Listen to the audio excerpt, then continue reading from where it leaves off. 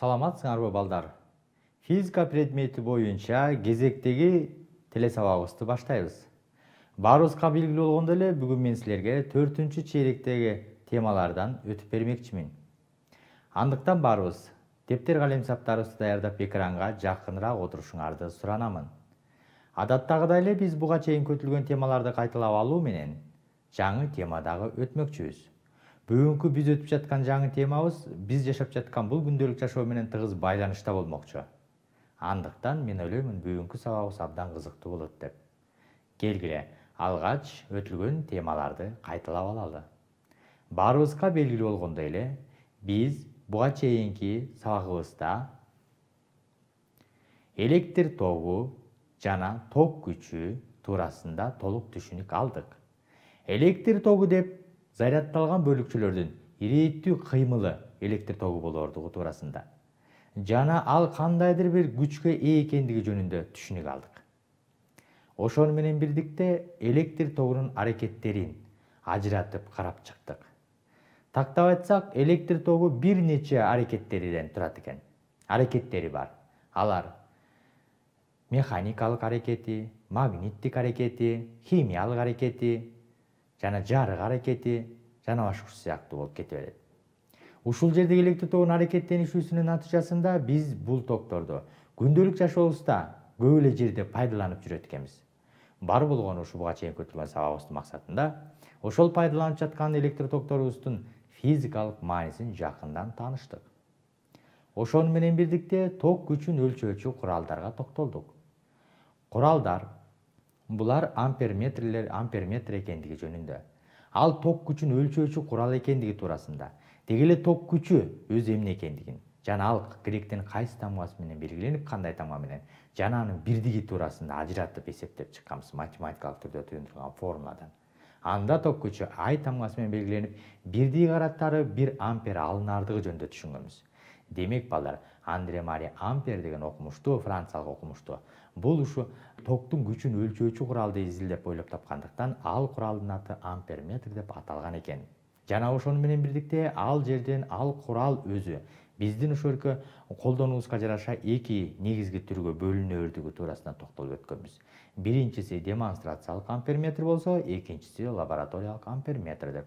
Демонстрациялык амперметр бул токтун бар же жок экендигин анакей көрсөтүп берүүчү амперметрлердин түрүнө кирсе, ал эми лабораториялык амперметр бул электр тогунун канча ток күчү, канча өлчөмдө, кандай күчкө ээ экендиги жөнүндө так маалымат алып берүүчү амперметр болуп эсептелинет экен.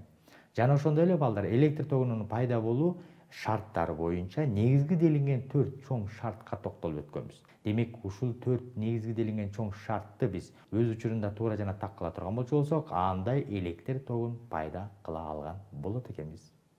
Азаматсыңар. Ошону менен бирдикте балдар, мен силерге үйүңөргө тапшырма кошумча окуп коюуну дагы суранганмын. Демек, мен ойлоймун, жогоруда өтүлгөн темалардын негизинде кошумча интернет булактарынан болобу, же ушул эле биз өтүп жаткан физика 10 классынын китебинен болобу, кошумча окуп койдук деген ишеничтемин. Азаматсыңар. Келгиле, баарыбыздын маанайларыбыз жакшы болсо, анда биз балдар бүгүнкү сабагыбызды баштайлы. Бүгүнкү сабагыбыздын темасы чын жырдын бөлүгүчүн Омдун закону, өткөргүчтүн каршылыгы салыштырма каршылык болмокчу. Бүгүнкү сабагыбыздын жүрүшүндө балдар эң жөнөкөй чын жырдын бөлүкчөлөрү менен таанышабыз. Аларга кайсы куралдар кирэрдиги жөнүндө билебиз. Жана ошол бөлүкчөлөрдүн өзара аракеттенүүсүнүн натыйжасындагы Омдун закону менен жана ошол өткөргүчтүн каршылыгы жана салыштырма каршылыктардын ортосундагы өзара байланыштыкты жана айырмачылыктарды билебиз. Демек балдар, бул дагы биз күндөлүк жашоодо колдонуп жаткан бир нече электр тогу менен иштей туручу приборлордун, куралдардын тактап айтканда, мына ошол жердеги электр тогу бизге кандай жумуш аткарып жаткандыгы туурасында жакшылап толук түшүнүк алмакчыбыз. Ошондуктан бул сабагыбыз абдан кызыктуу. Келгиле анда теманы баштайлы.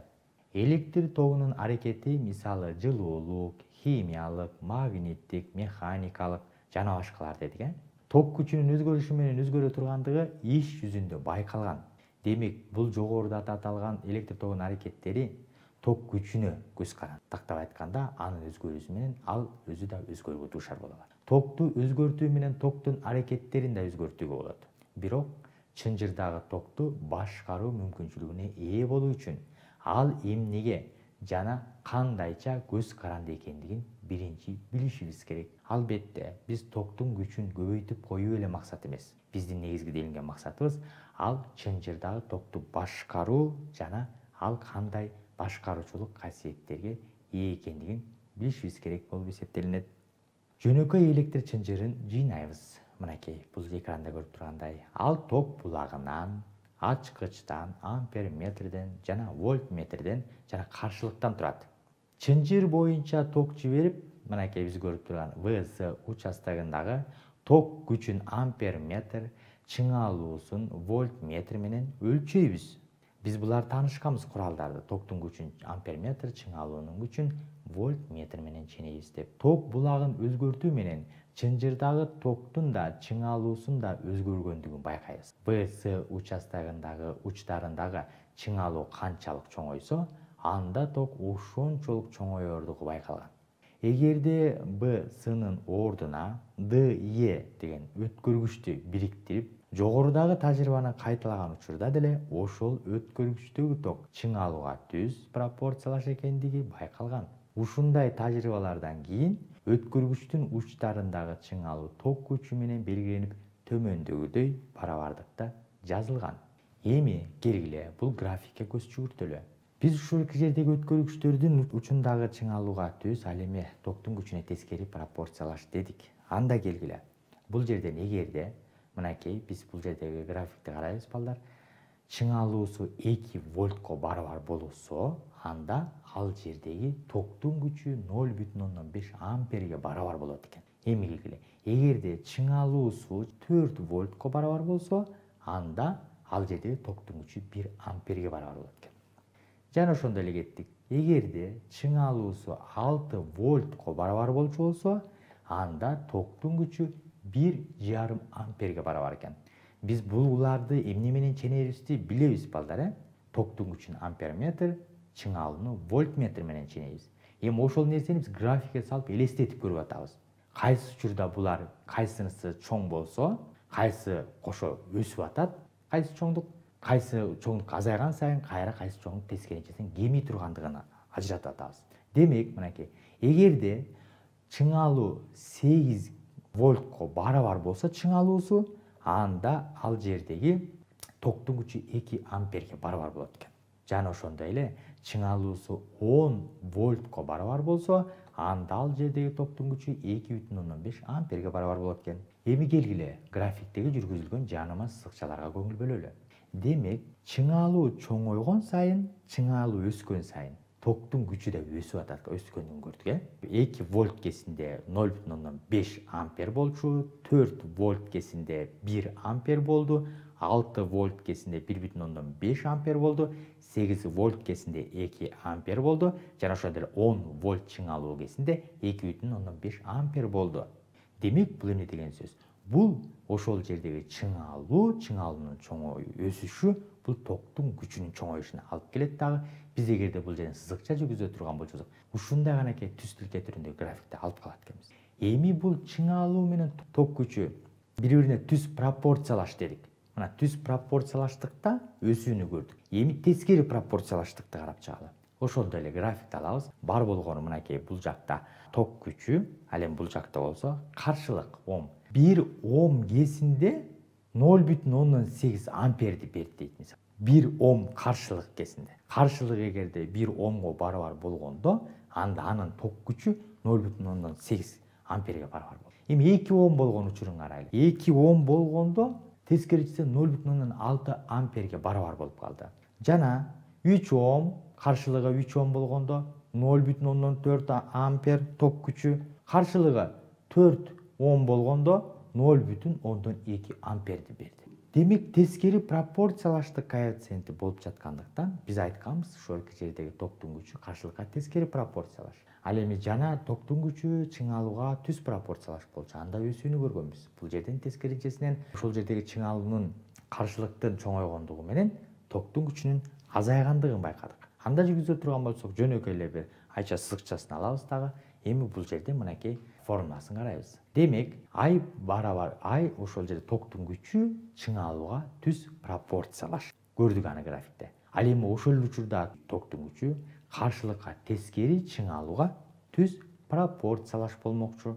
Демек, ошол жерден түз пропорциялаш боло турган болчу болсо эгерде биздин формулада, анда ал жерде ошолке чыңалуу чоңойгон сайын токтун күчү ошо чоңойсо, ал эми ошол учурда тескери пропорциялаш боло турган болчу болсо, каршылык канчалык чоң болгон сайын ал жердеги токтун күчүнүн кичинекей болгондугу. Демек, биз күндөлүк жашоодо колдонуп жаткан куралдардын баардыгы канча каршылыкка ээ экендиги жөнүндө атайын шарттуу белги менен белгиленип жазылган. Ошол жерден биз алып жаткан куралыбыздын каршылыгы эгерде ошончолук чоң болсо, анда ошончолук деңгээлде аз электр энергиясын сарптаган курал болуп эсептелинет экен. Бул учурда өткөргүчтүн температурасы өзгөрбөшү керек. Бул чоңдук өткөргүчтүн касиетин мүнөздөйт да электр өткөрүмдүүлүк же жөн эле өткөрүмдүүлүк деп аталат. Мынакей чынжырдын бөлгүчүн Омдун законун ачкан бул ошорке Георг Симон Ом болгон.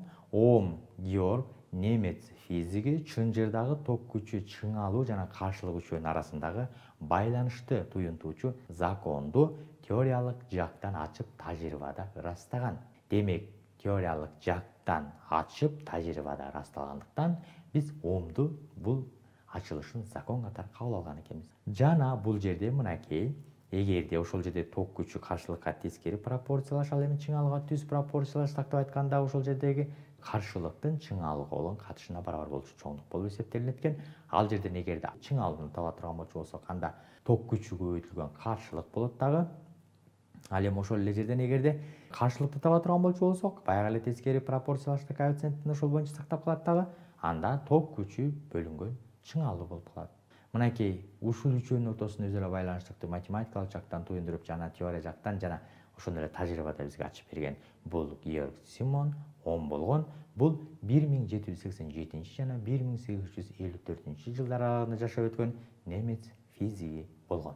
Чынжырдын бөлүгүндөгү ток күчү бөлүктүн учтарындагы чыңалууга түз, ал эми каршылыгына тескери пропорциялаш. Мынакей бул Омдун закону. Мен силерге жана бул закондун математикалык түрдө туюндурулушун жана графикте сүрөттөлүшүн көрсөтүп бердим. Ал эми негизги аныктамасы мынакей ушул болмокчу. Чынжырдын бөлүгүндөгү ток күчү бөлүктүн учтарындагы чыңалууга түз, ал эми каршылыгына тескери пропорциялаш. Бул законду 1827 жылы немец окумуштуусу Ом ачкандыктан анын урматына чынжырдын бөлүгүчүн Ом закону деп аталып калган. Бул законду теорияда ачып, аны экспериментте далилдеген. Башкача айтканда, ток күчү менен чыңалуунун байланышын ачкан. Эмесе өткөргүчтүн каршылыгы R барабар I бөлүнгөн U дедик. Эми ушул жерден эгерде бирдигин ала турган болчу болсок, мынакей ошол жерде R бул каршылык, ал ошолки ажырайт экен 1 ампер бөлүнгөн 1 вольтко, ал барабар берет экен 1 Омду. Анда каршылыктын бирдиги бул законду ачкан окумуштуу Георг Симон Омдун урматына Ом деп аталганы закон ченемдүү жана ал төмөнкүдөй окулат. Учтарында чыңалуу 1 вольтко барабар болуп, өткөргүч боюнча 1 ампер ток өткөн кездеги өткөргүчтүн каршылыгы 1 Ом деп аталат. Мынакей. Демек, каршылык R тамгасы менен белгиленип, бирдиги катары 1 Ом алынат экен. Эми ушул жерден Омдон кичине жана чоң да бирдиктер бар. Биз буларды сөзсүз түрдө билип коюшубуз керек. Себеп дегенде, биз маселе чыгарып жатканда бул бирдиктер эселүү жана үлчтүк бирдиктер биз үчүн өтө мааниге ээ. Анда айтат экен, 1 кило Ом барабар болот экен 10^3 даражасындагы Омго. Ал эми 1 мега Ом барабар болот экен 10^6 даражасындагы Омго. Маселеде эгерде мега Ом менен берип кала турган болчу болсо, биз аны сөзсүз түрдө маселенин шарты боюнча Омго айландырып алышыбыз керек болот. Мына ошол учурда керек болот. Демек, бул чоңдуктарды айландыруулардын бардыгын дептерлерибизге жазып отурабыз. Жана ошондой эле 1 миллиом барабар болот экен 10^-3 даражасындагы Омго, жана ошондой эле 1 микро Ом барабар болот экен 10^-6 даражасындагы Омго. Демек, өткөргүчтө өтүп жаткан токтун күчүн аныктоочу курал бул ампер-метр деп аталат экен. Мынакей бетинде А деп жазылып турса, ал эми ошол өткөргүчтүн учтарындагы чыңалууну канчага барабар экендиги жөнүндө маалымат алып байкаш үчүн колдонгон курал бул вольтметр деп аталат экен. Анын бетинде В деген атайын шарттуу белги турат экен. Демек, ушул эле куралдар бири-бирине окшош булар. Буларды бар болгону айырмалайт экенбиз бетиндеги жазууларынан. А демек бул ампер метр, В демек бул вольт метр. Салыштырма каршылык өткөргүчтүн каршылыгы өткөргүчтүн материалына жана геометрикалык өлчөмдөрүнө көз каранды. Чынжырдын А, В бөлүгүндө түрдүү материалдардан же түрдүү өлчөмдөгү бирдей материалдардан өткөргүчтөрдү коюп, каршылыкты өлчөп, эсептешип, анан төмөндөгүдөй жыйынтыкка келишкен экен. Өткөргүчтүн каршылыгы анын узундугуна түз, туурасынан кесилиш аянтына тескери пропорциялаш жана өткөргүч жасалган материалга, температурага көз каранды болот. Анда R барабар ρ S бөлүнгөн L. Бул жерден R каршылык, ρ бул ошол жердеги заттын ошол тыгыздыгы, S кесилиш аянты ушул өткөргүчтүн, ал эми L ушул өткөргүчтүн узундугу. Өткөргүчтүн салыштырма каршылыгы, өткөргүчтүн узундугу туура кесилиш аянты. Анда бул формуланы барабардайбыз. R көбөйтүлөт S болуп, жана барабар болот эмнеге? ρ көбөйтүлгөн L-ге. Туурабы? Эми ушул жерден эгерде ρ-ну таба турган болсок, анда ал L бөлүнгөн R көбөйтүлгөн S болот экен дагы. Мынакей ушул жерден чоңдуктардын бирдиктерин жазуу менен биз бирдигин алат экенбиз. Анда демек балдар, өткөргүчтүн салыштырма каршылыгынын бирдиги катары Ом көбөйтүлгөн миллиметр квадрат бөлүнгөн метр болот. Демек, бирдей өлчөмдө алынган түрдүү материалдардан жасалган өткөргүчтөрдүн Ом менен алынган каршылыгы бул салыштырма каршылык деп аталат экен. Бирдей өлчөмдө дегенибиз балдар, бул ошол жердеги мисалы туура кесилиш аянты да бирдей, ошол өткөргүчтүн узундугу да бирдей болгон. Бирок түрдүү материалдардан. Мүмкүн ошондой эле бир өткөргүчүбүз алюминийден болсо, бир өткөргүчүбүз мисалы жезден, же бир өткөргүчүбүз никелден болсо, бир өткөргүчүбүз хромдон дегендей. Демек ушулардын ортосундагы ошо алынган каршылык бул эмне деп аталат экен? Салыштырма каршылык деп аталат экен.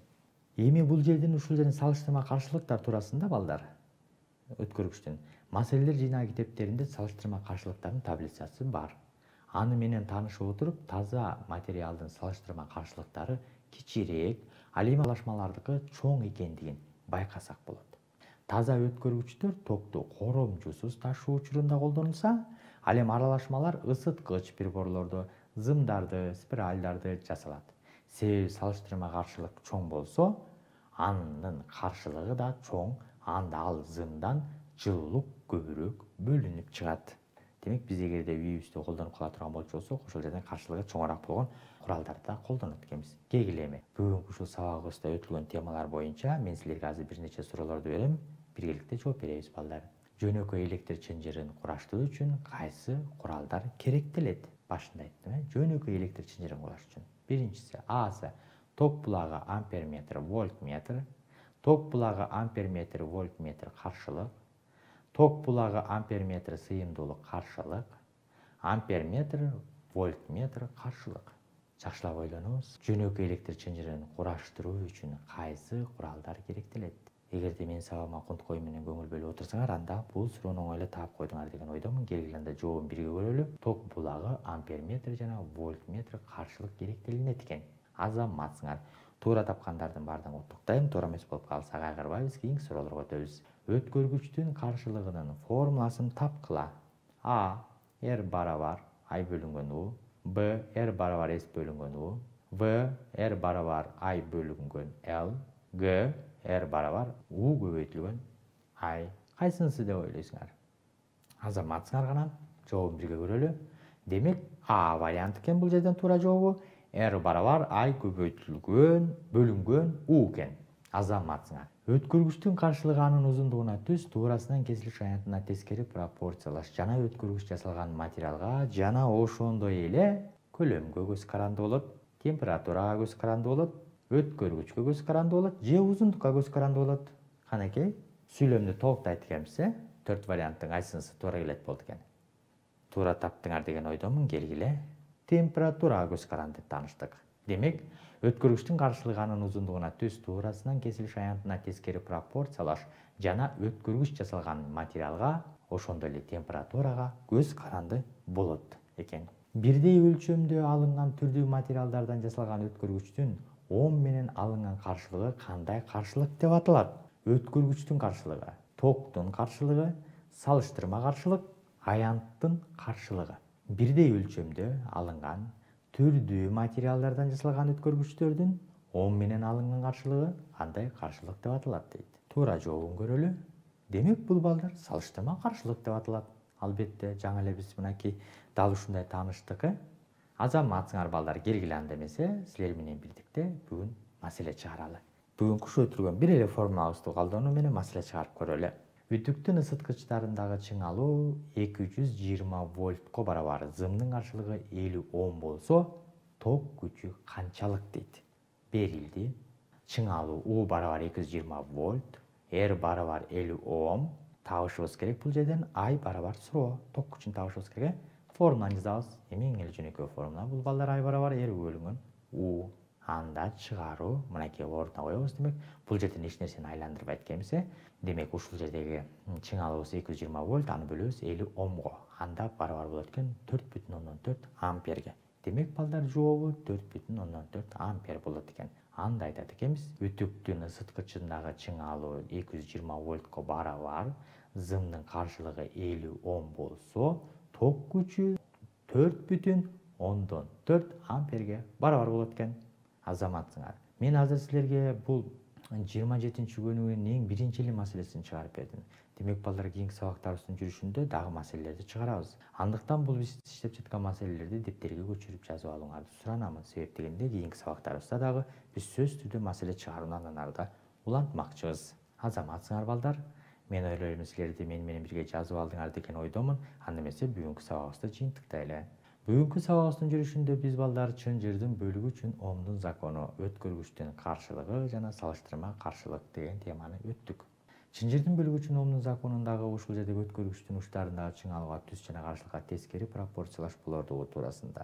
Өткөргүч ушул жерге белгилүү өлчөмдө каршылыкка ээ экендиги жана ошондой эле өлчөмдөрү жана ошондой эле аянттары бирдей болгон, бирок эки түрдөгү тактап айтканда ар түрдүү өткөргүчтөрдүн каршылыгы бул салыштырма каршылык деп аталардыгы жөнүндө тааныштык. Азаматсыңар балдар, мен ойлоймун бүгүнкү өтүлгөн сабагыбыз абдан кызыктуу болду. Демек кийинки сабагыбыздын жүрүшүндө дагы бүгүнкү өтүлгөн формулаларды пайдалануу менен биз маселеде чыгарып бермекчимин мен силерге. Анда эмесе балдар, мынакей ушу менен силерге даярдалган сабагыбыз аягына келип жетти. Үйүбүзгө тапшырма кошумча окуп коюу жана ошондой эле 27-көнүгүнүн калгандарын өз алдыбызча чыгара берүүнү унутпайбыз. Кийинки сабагыбыздан көрүшкөнчө саламатта калыңыздар.